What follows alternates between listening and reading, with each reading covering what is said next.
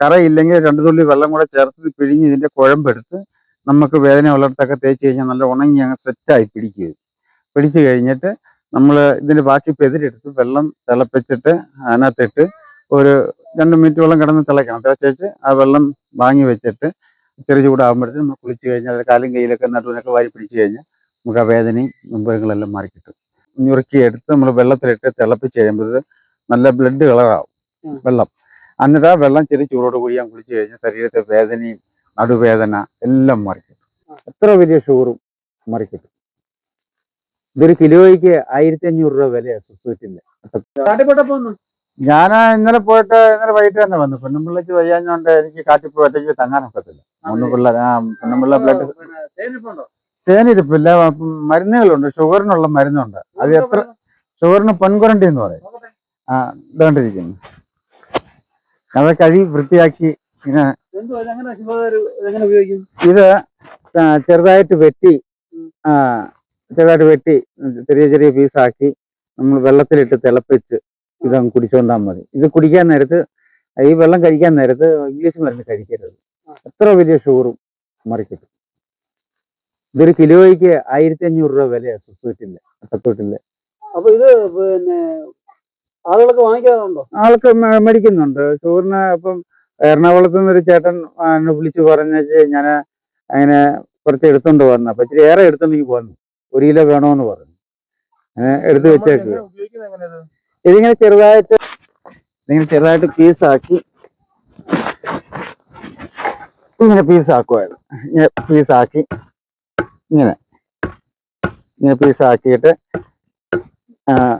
ഇത് വെള്ളത്തിലിട്ട് അങ്ങ് തിളപ്പിച്ചോണ്ടാൽ മതി. ഇങ്ങനെ ഇനി കഴിവൊന്നും വേണ്ട. ഈ പീസ് ഇങ്ങനെ നമ്മൾ വെള്ളത്തിലിട്ട് തിളപ്പിച്ചാൽ മതി. ഇത്ര മതി.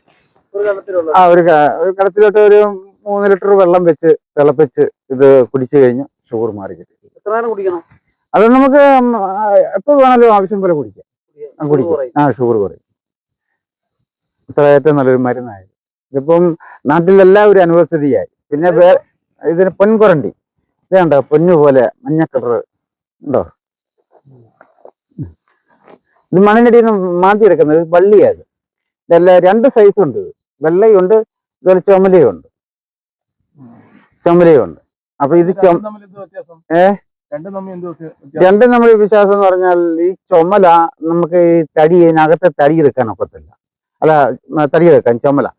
വെള്ള ഇതിനകത്തെ തടി എടുക്കാൻ പറ്റില്ല. അതിന്റെ പുറത്തെ വിഷം മാത്രമേ എടുക്കാൻ പറ്റുള്ളൂ. അതിവിടെ ഉണ്ട്. അതാ ഈ വെള്ള എന്ന് പറഞ്ഞു. ഇത് തൊലിയെടുക്കാം. ഇത് ചുമലയാ.